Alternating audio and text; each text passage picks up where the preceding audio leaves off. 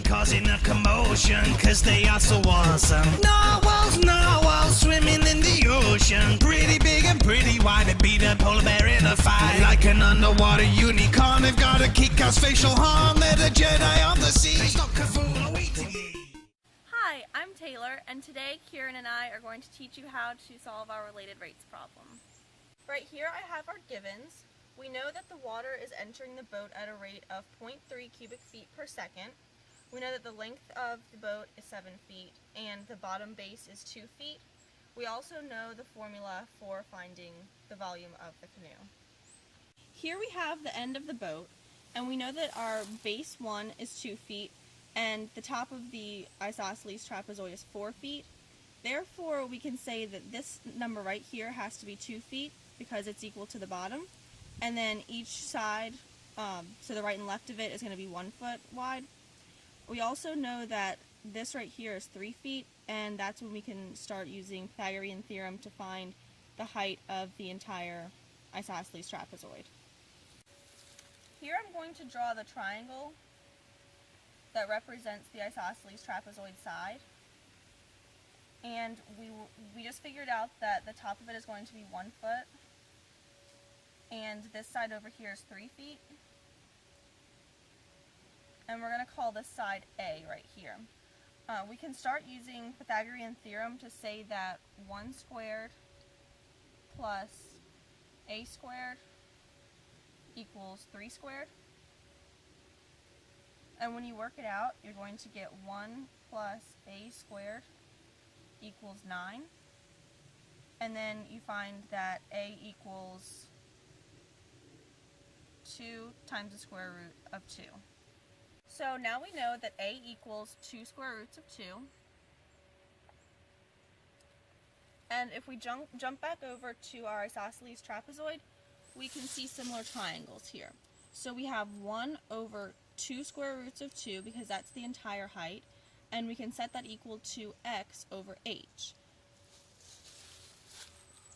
So when I do that, I'm going to put 1 over x equals 2 square roots of 2 over h.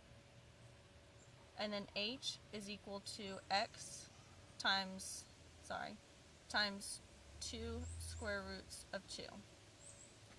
But we know that when we're solving, we don't want to have a dx dt because we're solving for dh dt, and that is the rate at which the height is increasing. So we actually want to write x in terms of h. Therefore, we're going to write that x is equal to h over 2 square roots of 2. So now we know that our base 1 is 2 feet, and our base 2, which is this line, this water line right here, is actually going to be 2 plus 2 of the x's. Okay, so now we know that our x is h over 2 square roots of 2, and our b2 is 2 plus 2x. So these are the givens that we've solved for. So now we can plug it back into our volume equation, and the volume of a shape like this is v equals 1/2 base 1 plus base 2 times h times length. So now that we have solved for all of these, we can go ahead and simplify it a bit and plug in base 1, which was given to us as 2 feet, plus base 2, which we just solved for, is 2 plus 2x times the height times the length. But now, if we were to take the derivative at this point, we'd have to know what dx dt is, and we're not solving for that, and we're not given for that. So now we have to write x in terms of h. So luckily we have this equation over here, so we can substitute it for this, the x.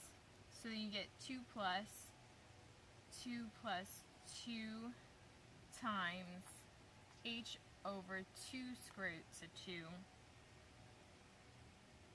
times h, and then your length is 7. So now that you've plugged this all in, you want to make it real pretty and make it simple. So then you get 7 over 2, 4 plus h over square root of 2 times h. And if you keep simplifying further, we'll get 14h plus 7 over 2 square root of 2h squared. So now once you're at this point, you have everything you're solving for and everything you're given in there. So you can go ahead and take your derivative with respect to time. So your dv dt equals 14 dh dt plus 7 over 2 square root of 2 h dh dt, because I have to bring down your 2 and you'll cut out the 2 on the bottom.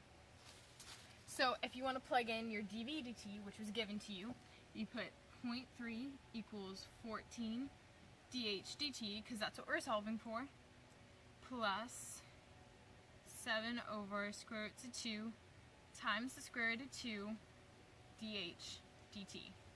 And we know that's the height at that point because we can plug it into the equation that we had previously. And if you just want to keep simplifying,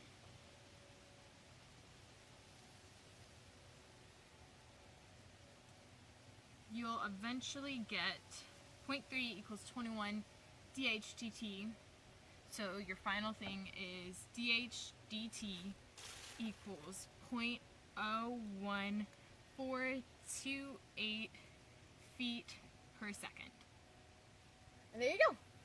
Okay, previously we found the h, which was square root of 2, and to explain that, we know that the height of the entire trapezoid is 2 square roots of 2, because that's what we solved for over here, and that's the total trapezoid.